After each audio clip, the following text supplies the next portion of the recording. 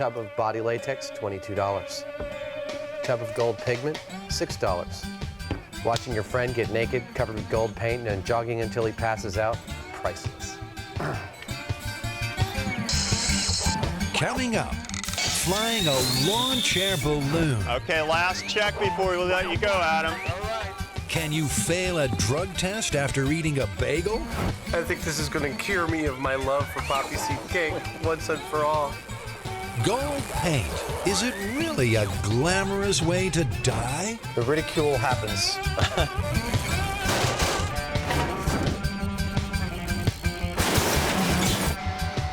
Here on Mythbusters, we're not just going to retell the legends, we're going to put them to the test. We're prepared to put our bodies on the line. Why should you trust these guys? Well, Jamie and Adam have over 30 years in model building, animatronics, and toy prototyping. They can build just about anything, and probably have. This is M5, my special effects shop. Come on in and have a look around. If we can't find what we need here, there's always Adam's junk collection. My cigarette dispenser. The guys are backed by experts in folklore, crime, medicine, and engineering. And they'll need every trick in the book. So where do we begin? What do we got? Let's go.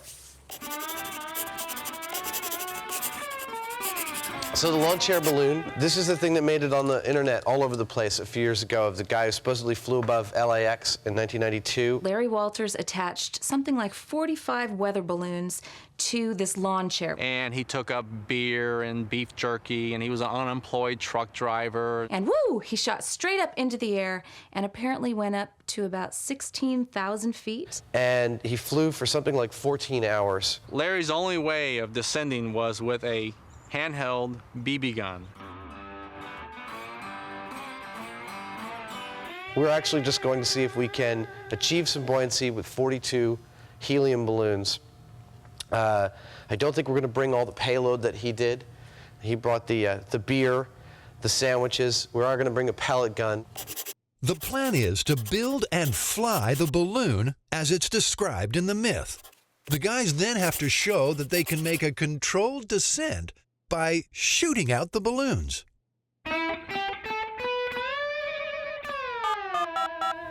Is this something that would be legal for us to do?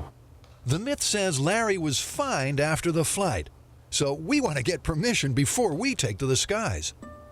Whose jurisdiction does that fall under? Fire department's going to know faster than the police department will. Well, I don't think this is the FAA, but on the off chance it is, and you have to do with the FAA rules and regulations, please call me. How high do you want this guy to go off the building? Not very high. We just have to prove the point. He was transferred me to his duty officer upstairs, who apparently was not on duty, and so they'll call us back. You know, it's a sort of thing where it's like you could call to your blue in the face and no one would know who you should talk to. And then if you did it and there was a traffic snarl up and people got pissed off, it would still take them like 3 weeks to figure out who should punish you. Yeah, we've got to do some research on the lawn chair. On finding a, Yeah. Are there any lawn chair graveyards?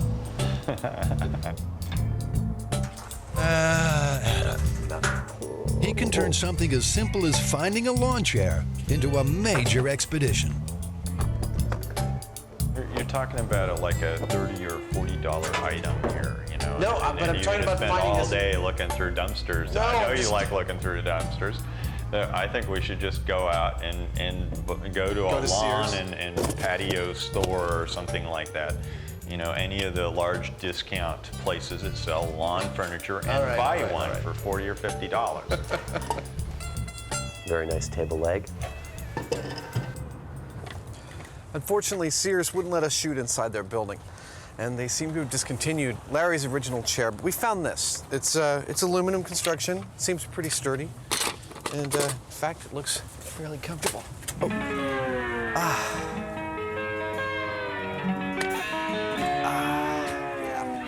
I could definitely fly this. We're going to do these in basically 4 clusters. Like Larry Walters did, they'll probably be closer. 4 separate clusters. Each cluster will be tethered to me on a different line, tie point, 2 shoulders, 2 on the waist. So that even if one whole cluster goes, I fall to the ground. I'm going to weigh about 15 pounds at that point. Let's get the chair over here, and I'll sit it, and then we'll try and bungee it to me. I don't know. I kind of think it's sort of silly. What? What's the chair for? Well, I mean, it's to do it in a chair, but we don't have an aluminum welded lawn chair. So you're telling me that you don't actually like feel like you're comfortable with doing this gag? Is that not in a chair that I don't build, or a chair that's. I mean, it was foolish for him to do it from the chair. All right, you want to try and raise me up and see how this does?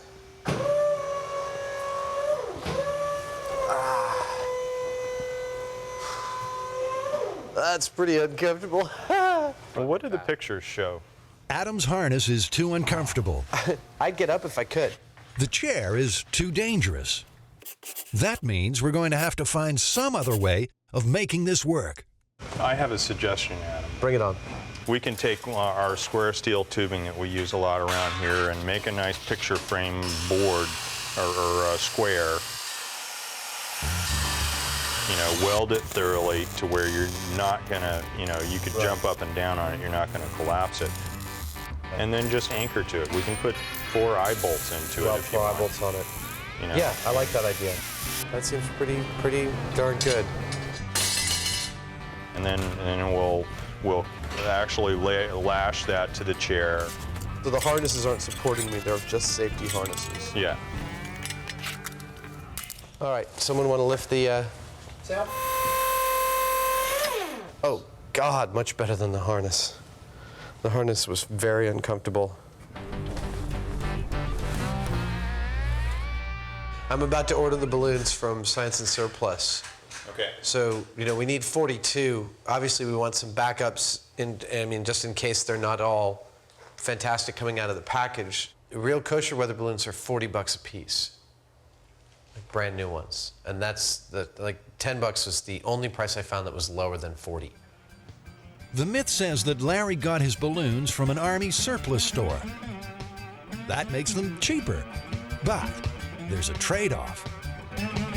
The latex has a limited shelf life. All depends what kind of balloon. Some balloon has a shelf life 1 year, some has 2 years, some could be 5-6 years. Adam is taking It's a a really big light risk. balloon. His balloons it's are so 20 thin. years old. It's a lot thinner than I thought it was going to be. Can I help you? Yeah, I'd like to get a price quote on some helium. Okay.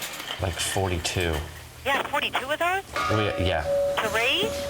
Yeah. Oh, Lord. Okay, well, I can get you...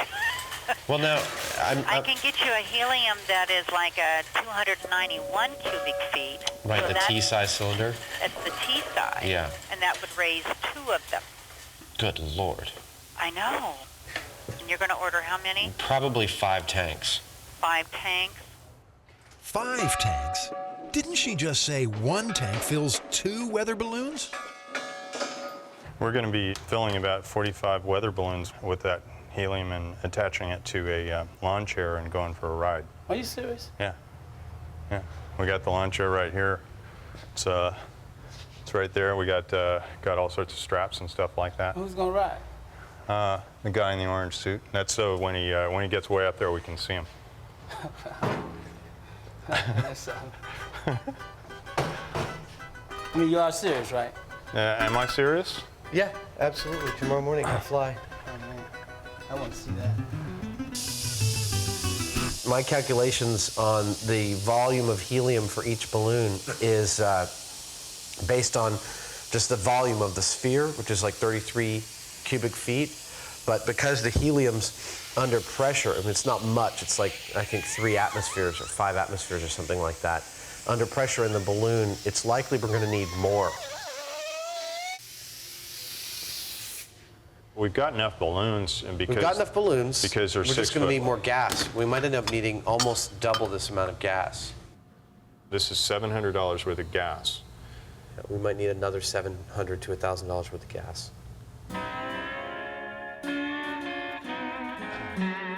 Actually, we'll need 4 times Adam's original helium estimate.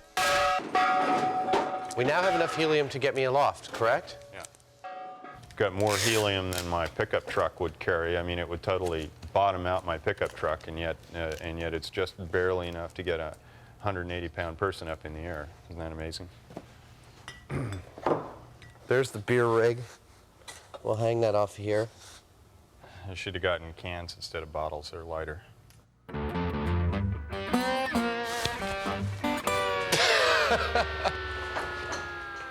Jamie's done a lot of this. There we go. All right. So, in theory, Adam can now get off the ground. The next question is, can he come safely back down? It looks like a big onion. Did it hit? Yes, it did hit, and it went clean through. It went right through? Yeah. Yeah, it went clear through. Check this out. So it actually did. There's the hole on the other side. But it is a very slow leak, obviously. The BB descent technique doesn't seem to be very effective. The thing. I'll bet you we could shoot this for like another half hour. All of us just taking as many shots as we want, and we really wouldn't make much of a dent. Probably. This stuff is, it's pretty, oh. Look at that, it's just falling apart. That doesn't inspire confidence on the eve of Adam's historic flight.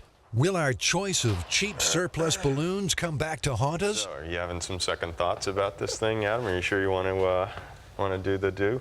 I'm just thinking through it. And the balloons are a lot thinner than I thought. I think it's fine. Of course, it's your neck, it's not mine. Yeah. So 5 a.m. tomorrow, you're going flying. Yeah. We don't just prove the myths, we put them to the test. We don't just retell the stories, we put the myths to the test on Mythbusters. We're trying to recreate the mythical flight of Larry Walters, the lawn chair balloonist. Okay. I don't know how he did it all by himself. We've got about 15 people here helping out. And I mean, granted, we're going probably a lot faster than he went, but I'm amazed that he did this alone. Larry had a lot of help. Larry's main support was his girlfriend, Carol. Carol not only spent her life savings and maxed out their credit cards, but she also helped inflate the balloons. Mark Barry claims to know the truth behind the Larry Walters story. So where we're standing right now is San Pedro, California. This is where Larry launched from on July 2nd, 1982.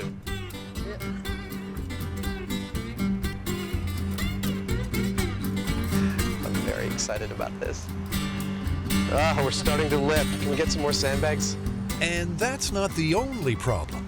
We're starting to pay for those 20-year-old balloons. Well, we've lost 3 balloons so far. It's plausible that they were balloons with flaws in them, or that it's pressure against the ropes or some of the other balloons. The pressure's on to get a flight in before any more blow.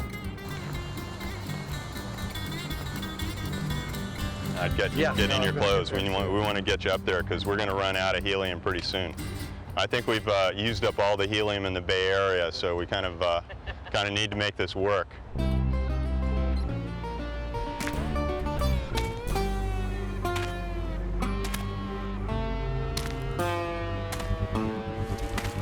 First, the way it'll go is that we'll help hold we'll unload the chair, and everybody will help hold it down while Adam gets in, and then we'll all move to, or the 6 of us will move to the tethers. Very gently. Okay. All right. He should be holding the chair down okay now. That's good. Okay. Now let's see. Let's just let him go. Is he starting to? Okay, so you can steady him, Alberto. Okay. Okay. Yeah, go ahead and lift him up a little bit. let's let him up off the ground. Okay, this is it. The moment of truth. Okay, upsy daisy. We don't need very much. Go ahead. There was so much pressure, so much force, so much power in those balloons that he shot up at 1,000 feet per minute. Okay, now control it. All right, we're good. We're good. Yeah! Okay, last check before we let you go, Adam. All right. It's been nice knowing you. I love you all. Thanks for all your help on the job. Okay, upsy daisy. Then I found out there was an audio file of the actual flight. So make sure everybody down here says to cut it and get down now. Cut your balloons and come down now. Everyone wants you down now. After we had this evidence, quote unquote, then all of a sudden the skeptics became believers.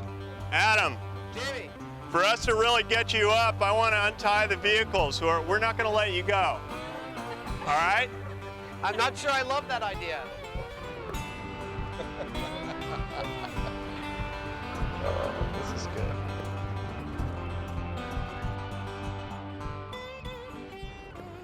Two airline pilots spotted them. One was from a Delta and one was from a United flight, and both of them confirmed the existence of a large cluster of balloons with a man on a lawn chair at 16,000 feet. Adam, it sounds like we're not going to be able to get you up to 100 feet with the lines attached. We're going to have to let you go.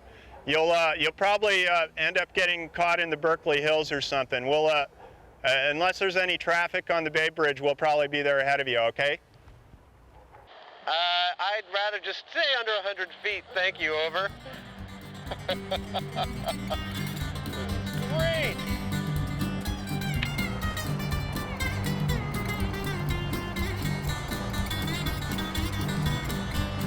Cheers. Pretty soon it's going to come time to start shooting those balloons out. I take the one out that's right near you. Just graze the edge of it. Graze it, try and cut it. Good. Yeah!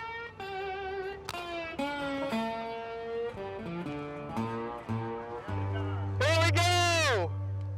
Ah! According to the myth, Larry was rescued by a helicopter, but in reality, he really wasn't. He crash landed right here. Larry ended up blacking out part of Long Beach, specifically this neighborhood, because when he hit the power lines, the only way to get him down was to cut the power. All right, crew, on over we go. All right. All right. All right, we need sandbags over here. Oh, that was great. It went 100% successful, I'd say. Got up to about 75 feet. Got a really great view. The shooting of the balloons worked out really great. Hey, good job. Give me a hug. That was excellent. Let's have a hand for Definitely, crew. Larry could have done it. It's a lot of work. Here at 5 a.m. Logistically, it's with around 40, in excess of 40 weather balloons, it takes a long time to fill them up, and it's a lot of tanks of stuff to get a hold of. You can't just sort of do this. I think I'll go out and get a couple of tanks of helium and see what happens. It's a lot of tanks of helium. The Federal Airport Administration did not wish to be interviewed for Mythbusters. They did, however, send a fax confirming many of the key details of Larry's story, including his $1,500 fine. I would only do it again if it was sanctioned by the FAA and if it had FAA approval. So it doesn't look like I'd be doing it again. When we first heard about this gag, remember I told you, like, if there was one person anywhere of any time in the Earth's history that I would like to meet, it'd be this guy. I think this is inspired. I'd like to just shake his hand.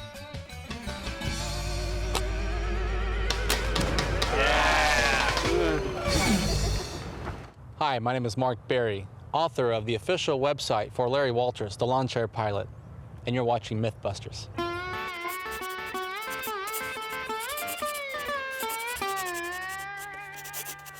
So what do we have here? We have the poppy seed drug test. That's usually not even told in story form, just as like an unsubstantiated rumor. The myth is that eating a couple of poppy seed bagels or poppy seed cake in the morning could cause you to test positive for opiate use on a drug screen. If I go out and look, I'll see as many people asserting that you can't test positive with poppy seeds as many saying you can. So it's still an alive question. So what do you think we're going to need for this test? Well, we've got the bagels, and we've got some poppy seed bread, it says. And we need containers for urine, and the drug test kits. That's about it. We are afraid of random drug testing. I myself find the whole concept to be abhorrent, yet I want my pilot and my bus driver to be clean. I want them to be random drug tested. So we're going to eat some poppy seeds. You're going to eat some bagels. I'm going to eat some cake. I understand we can't eat anything else until we're done with this. I think we need to drink lots of water because we have to cough up a half a dozen urine samples today. Yeah. Keep testing about every hour, every 2 hours, then maybe at 4 hours, 8 hours, and then tomorrow morning, and see what the tests register. Perhaps one of us should eat a very little, and one of us should eat a lot. We're both about the same body weight. We're both about the same body weight, about 185, 180, somewhere in there. We bought kits over the web, a bargain at just $16.95 for 10. So I think we ought to do a sample as a control before we start. Adam. Come on, hurry up in there. Yeah. This test sample will ensure it's poppy seeds. Yeah, I hope I don't get pea-shy. And poppy seeds alone that is responsible for a positive result.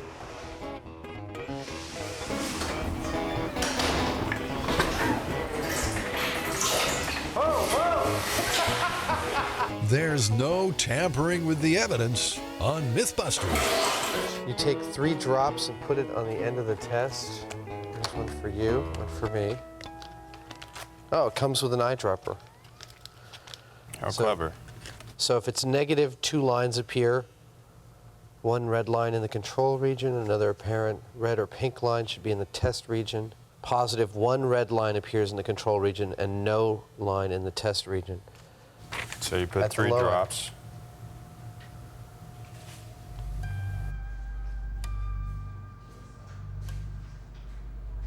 Okay, so that's testing showing negative. The screening urine tests are an aminoassay test.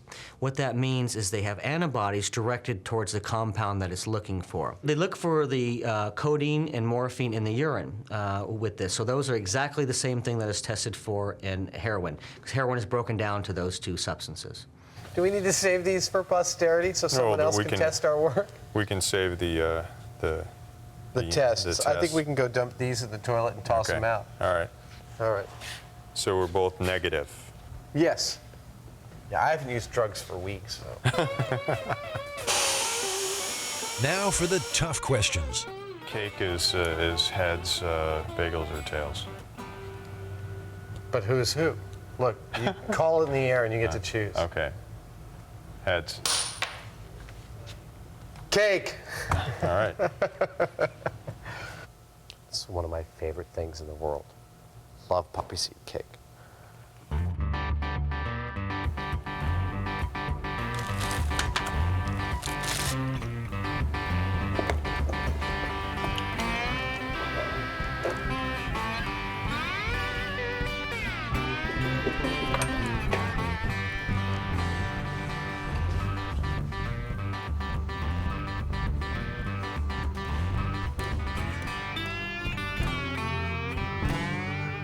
The poppy seeds definitely have morphine and codeine in them, so they are the heroin poppy seeds.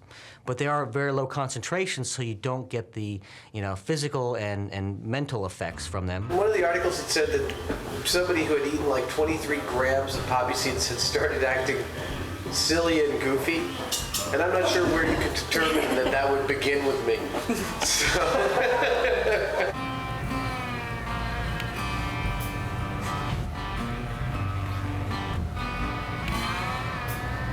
I think this is going to cure me of my love for poppy seed cake once and for all.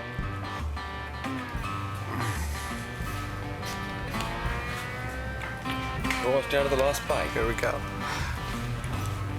There it is. Mm-hmm. Oh, man. Boy, the cake looked like it was pretty good. It was a lot better than a bagel. No, I'm thinking twice now. The 600 calories. Oh, man. Polish it off there, big guy. Oh, yeah. You animal. You are an animal. You first. It's now half an hour since we started eating poppy seeds.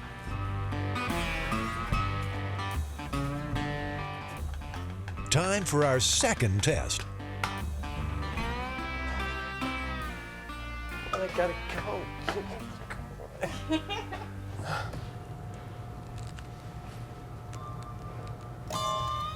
This may be a positive right here. Kind of looks that way. That's amazing. That's impressively fast. I've just tested positive for opiates. Whoops. No one expected that. Now we'll see how long it lasts. I feel like a little goofy. Wow, I'm impressed that it's metabolized that fast. I wouldn't have called that. Yeah, I wouldn't either. I think I'm gonna take a nap. I'm exhausted. You're busted. Yeah. You're done. No. One of our employees has just tested positive. Now what should we do? I'm wondering if your opiate instant test for opiates is sensitive enough that it might yield a false positive. Wow. My understanding is they won't show a false positive. But I've called about 5 of these folks, and you're the first one to even who's ever pretended to have heard of a false positive from poppy seeds. Really? Yeah. Well, a false positive is when the drug test comes back positive for an illicit drug when that illicit drug was not taken. The test can detect between 300 and 1,200 nanograms, or billionths of a gram of codeine. Okay. At that level, there's no way to distinguish between poppy seeds and heroin use. I mean, that's like the smoking gun we've been looking for. You know, it's we have to go to Europe for it. Oh, there's a new bill in Congress to suppress all studies regarding the fallibility of American products. One study showed that some of them were actually at a 50% false positive rate, meaning that you're better off just flipping a coin rather than even doing the test. The indignity continues. I think I've just succeeded. Yep. Kind of looks that way to me. Yep. Looks like you might have tested positive. Welcome to the club there, brother. Yeah. Dude. Now we've got 2 employees testing positive. Maybe we should double check our findings. Do you guys provide a service whereby if we get a positive, we can send it to you to confirm that it's a positive and not a false positive? You don't. We sell the products, but we don't get into that aspect of it. Thanks very much. Yeah, well, the pre-employment tests, they should, if they are doing things right, should do the screening test first and then go on to the more accurate gas chromatograph mass spectrometer, which it also has its problems, but it is more accurate. It's now 4 hours since bagel consumption, and there is still no tampering with the evidence. Ah, you're still positive. I'm still positive. Still positive after all these hours. So is it going to be a girl or a boy, do you think? I ate a hell of a lot, but you only ate 3 bagels. That's not, unheard of. And you're still testing positive 4 hours later. I'm pretty surprised.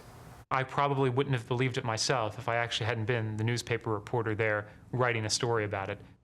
In 1997, Larry covered the case of a Florida woman who sued after her employer withdrew a lucrative job offer. She ate 2 poppy seed bagels in her car on the way to St. Petersburg the morning of the interview. And that apparently was enough, quickly enough, to make her turn up a positive result on one of these tests. Here on Mythbusters, nothing gets in the way of science. It's now 8 hours since bagel consumption. Tonight we have a special dip. It is the finest sauce in all of France. Okay. And we're both clearly positive Yeah. for opiates. Frankly, I'm amazed. It's such a little thing. It's a very effective test. Let's throw out this toxic waste. The studies show up to 72 hours testing positive after ingestion of a poppy seed bagel. We probably average getting 10 calls a day of people who have been, devastated, have lost their jobs due to false positive tests. And that is the calls that we get. I mean, there's, tens of thousands of people, that just every year lose their jobs and actually don't even know because they're not even told they tested positive on the pre-employment test. Ready to get started this morning? It's now 18 hours since bagel ingestion. Do you think you're going to be positive? Do you think you'll still test positive? I think I'm going to test positive. I don't have anything to base that on. It just seemed awfully consistent, Right. Yeah, it's a little faint. I would interpret that as there's a trace because the other one is stronger. I think on the literature, if I'm correct, it actually states that if there's even a hint of a line, it's a negative. Okay. I mean, we don't have any way of knowing what that threshold is. Yeah. So, what's the verdict? Do you think it's a myth or is it true? Oh, it's clearly true.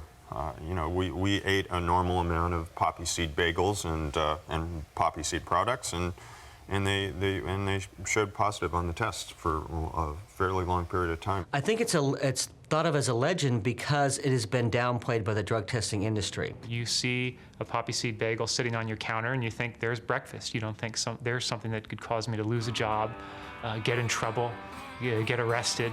That's just not what you think when you're looking at your first meal of the morning. I'm Dr. Ronald Brancaccio. I'm a dermatologist and practice in New York City. And you're watching Mythbusters. Goldfinger. You may not know, or you may remember that in 1964, the movie Goldfinger. Shirley Eaton was an actress who played the role of a secretary. For the evil Auric Goldfinger. After, I think, betraying her boss, she apparently was murdered by having her skin painted with gold. The story goes that if you paint your whole body with gold paint, your skin will not be able to breathe. The solution to this, supposedly, is to leave a small patch at the base of your spine. To test this, Jamie is going to run on a treadmill for 10 minutes as we measure his vital signs. Then we'll paint him up, and he'll run again, and we'll see if there's a change. Do you have ideas about what we should cover you in? I mean, I wouldn't do it with, like, oil-based or enamel paint or something like that. Obviously, I'm not going to grab a spray can of gold paint and just go for it. Though. Yeah, it'd be fun, but it probably wouldn't be flexible enough anyway. So if you're looking for a flexible paint, that would be latex, and the gold we can essentially make a gold paint. I believe that's what they do for. Sometimes people do this to go out and party, and right. They strip down and paint their clothing on.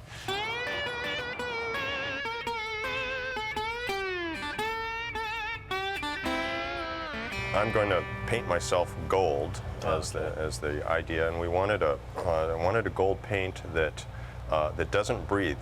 What would you recommend if we were to get that look? It's this right here. Oh, okay. It's this particular. It's called Stardust.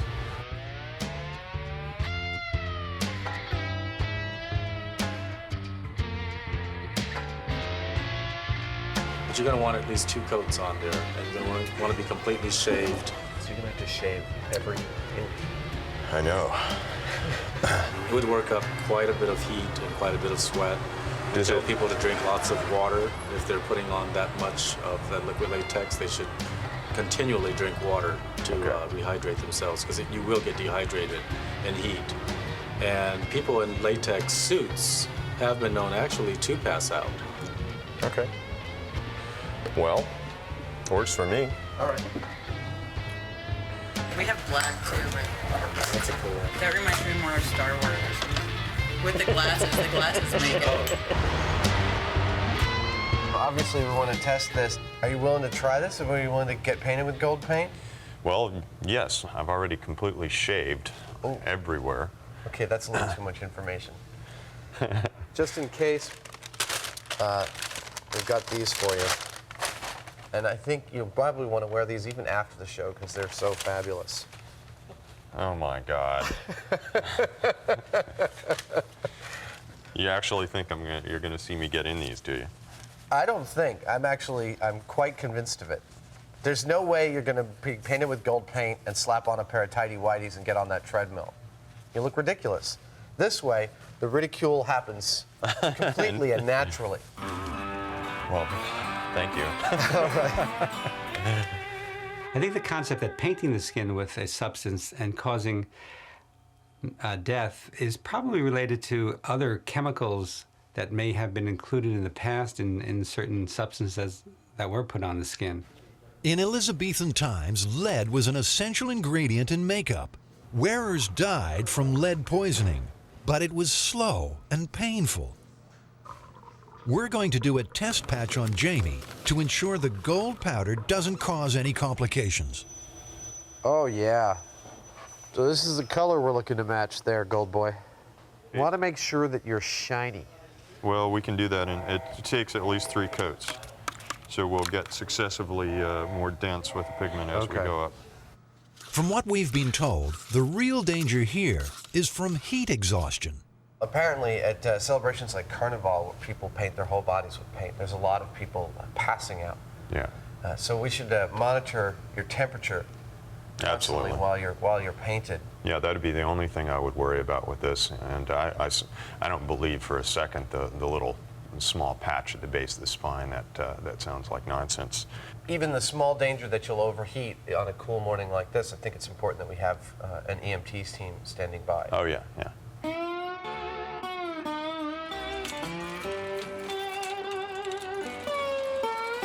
You know, there's only 2 ways to monitor your core body temperature. Through your ear and the rectal thermometer. I'm just gonna have you take some breaths. Big breath with your mouth. Do you have a preference? Yes, I would prefer the ear. Take your blood pressure. Especially if I'm running on a treadmill. Yeah, I was wondering about that. 134 by 90. 88. That's fine. Getting you used to it. Don't push so hard. Jamie's vitals are normal, and there are no ill effects from the test patch. Oh, that's going to be cool. You'll end up with a Jamie suit. Right, smoke of fire. 5, 4, 3, 2, go. First, for some kind of some basis to test off of, I should work out for about half of what my normal workout would be. And so let's just say that I'll do 10 minutes without the gold paint. Okay, so heart rate 136. His temperature. And we'll measure body temperature and body temperature, heart rate, everything, everything that we can measure that's important. And then we'll have that to compare with. You're not going to be able to. You want me to stop for that or what? Here, you put it in your ear. Put it in your ear and push that button. All right, cool. 96.8. When we get overheated, the way the body responds to heat is by losing sweat and also by losing heat through our blood vessels. We're right at the halfway mark. Jamie's blood oxygen is 80%. That's 1 mile. And his body temperature is 97.8 degrees. And all right perfectly normal. Yeah, we're right at 10 minutes here too. Okay, we shut it off? Yeah.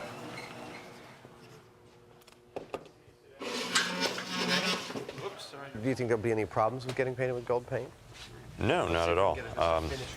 If I get thoroughly sealed up, it's no doubt going to keep me from perspiring, which means that I'm not going to be able to be physically active as long.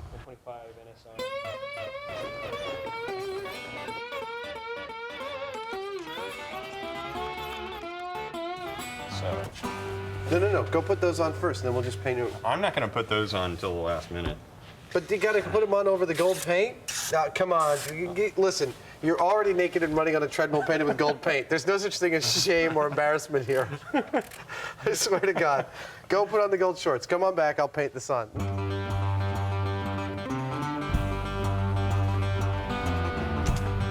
I got you some detail brushes for, like, you know, the insides of your ears and stuff. Yeah. The human fresco. Go Adam. I'm having so much fun. So, Jamie, I am actually painting right over the small of your back in flagrant disregard of the Goldfinger myth. I hope you'll be all right. As a dermatologist, I would highly recommend that this is not done by any of you who are listening to this program. And you could develop heat stroke, which is a very severe illness and can lead to death. Oh, yeah. These things are they squeak when I walk. Okay, look at this. You starting to feel guilty? Are you feeling any heat sensations or dizziness or anything like that? Right now, the only thing I feel actually kind of cold and like shivers, which is not a sign of heat stroke, I don't believe, but I do feel something kind of course, it feels weird. I guess that's all it is. It feels strange to move because it pulls. Otherwise, it just feels cold. All right. So, careful about moving. Time for a checkup.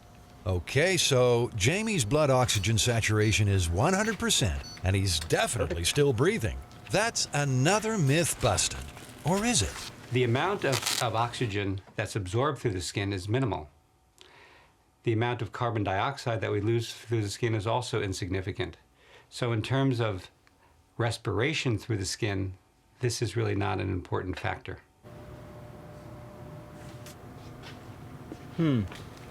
Let's try it on the other arm. 140 over 110 on that arm. So that means my blood pressure is elevated? Yeah. Let's try it like we did before. This wasn't part of the plan. Yeah. Afraid not. 140, 110. 140, 110? Jamie seems to be suffering bizarre blood pressure fluctuations. So what's the problem? What do you guys...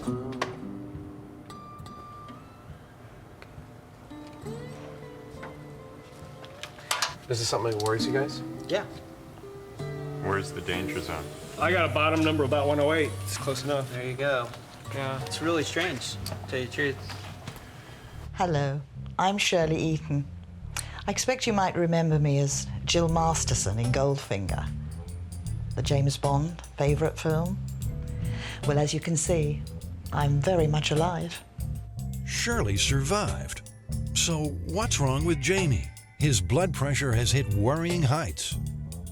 The diastolic blood pressure, that's the lower number, and that's a part of what the heart is doing on the return. Is that it? The pressure, it should be low because when you squeeze, that's the top number. That's the pressure in your veins and your arteries.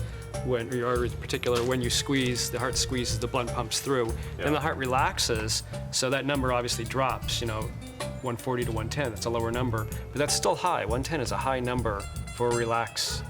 It should be 80, 120 over 80 is kind of normal. That morning wasn't pleasant. I almost felt like I had flu. I suppose becoming hot made me feel, and I suppose a little fear, with everybody saying we must be careful with Shirley, we must be careful with Shirley. I feel similar to what I would, I guess, right before I was coming down with a flu or something. It feels a little strange. Could there be some truth to the myth after all? I would have to say it's weird. I feel really, I'm starting to get really uncomfortable, and but I can't really say why. It's mainly these variations of being chilled in some areas and feeling like almost burning hot in others. The only way I can explain this is, again, by the occlusion of the skin causing an increase in body temperature, and then the body reacting in a fight or flight mechanism and increasing its blood pressure and heart rate. Body temperature stuff is really, it's not something to play around with. What we are doing here is potentially dangerous. Now, Right. I could die, if I'm not careful with this thing. You guys probably wouldn't recommend 10 minutes of strenuous medium exercise for someone with a blood pressure. I mean, I think it's kind of dangerous myself. Yeah. Yeah, I mean, 110 standing up, just, I would recommend not. Hi, General. This is Paramedic 920 wishing to do a Totally makes consult with you. sense. I mean, we're Is that okay? modifying. We're going to get a second opinion on that. We're just concerned about the pressure, which we checked several times with no change. Medic 920, I copy you. Even though physiologically it doesn't make sense to have those changes diastolic, but if it's really just by covering with latex paint, but if really that's the number that you got, then I would agree with you, advise the patient not to do that. Over. Jamie's symptoms are bizarre. My life signs are showing questionable numbers, as well as I certainly don't feel normal. I feel like I'm basically about to become ill. I could say it's almost like I'm a little lightheaded, and I feel. Tell. I feel. Let's get that off you then. Okay. Okay. Well, there we go. You want to start rubbing it? We're going to pull the plug on this one. Best thing for you to do is probably rub it with your fingers. The hairs, what hair is If left? we can get the head first, that would be the way. Yeah. Okay, that's just plain strange. Well, that's where Man, that feels weird. heat would be contained the most. Oh man. I'm sorry. Am I hurting you? No, go for it. But it feels like I'm being skinned. Horrible. Taking the paint off was a nightmare. It's best to skin your Jamie before you prepare him for the frying pan. One of the makeup ladies and a wardrobe lady came with me into my dressing room, into the bathroom, and they just scrubbed me down with sponges and soap, and I was all pink and sore.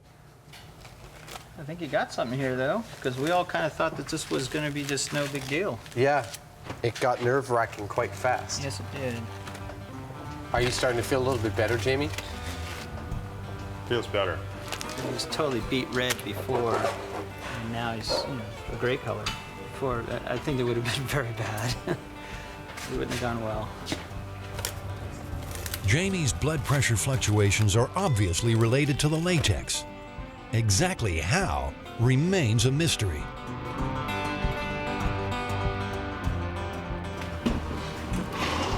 So how do you feel? Much better. Yeah. I don't think it would have been a problem really. But it definitely felt weird, and we're not. None of us here are doctors, and it's not a controlled experiment. It's seeing the least little sign, like a blood pressure rise, and we don't know what it means for sure, is a good, strong reason to pull the plug. Okay, just relax your arm. We're going to give him one last checkup, Okay, finger. just to be sure. 40 over 90. Okay, That's where we back to started. Woohoo! Back to normal, back online, back on duty. Okay, 100%, that's good. And normal sinus rhythm at 76, that's all good. It definitely had an effect. There was clear there was something going on there. And so, whether somebody would die, I doubt it. Glad you're back. Thanks.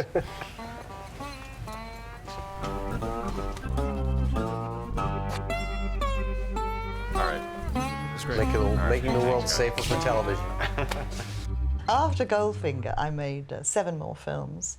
And I wondered, who started this myth?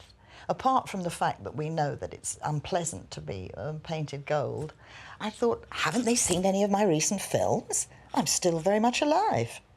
The irony of show business is I was in that film 5 minutes, the shortest role I ever did. And it's the one that made me a piece of cinema history.